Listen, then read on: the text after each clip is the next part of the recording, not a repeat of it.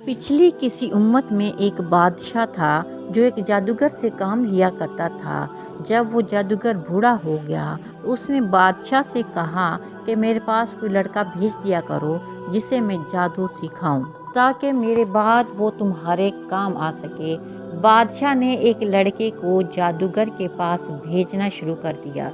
یہ لڑکا جب جادوگر کے پاس جاتا تو راستے میں ایک عبادت گزار شخص کے پاس سے گزرتا۔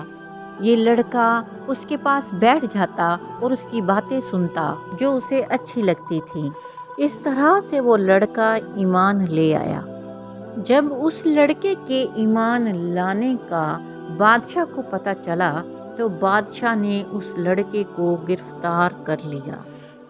بادشاہ نے اس لڑکے کو مروانے کی کئی بار کوشش کی لیکن وہ بادشاہ اپنی کوشش میں ہر بار ناکام رہا۔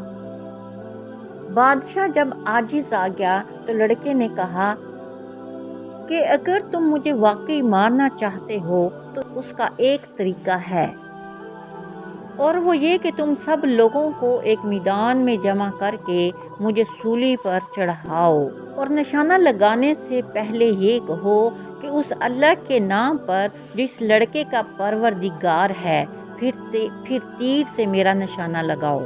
بادشاہ نے جب ایسا ہی کیا تو تیر اس لڑکے کی کن پٹی پر جا کر لگا اور اس سے وہ شہید ہو گیا۔ لوگوں نے جب یہ نظارہ دیکھا تو بہت سے لوگ ایمان لے آئے۔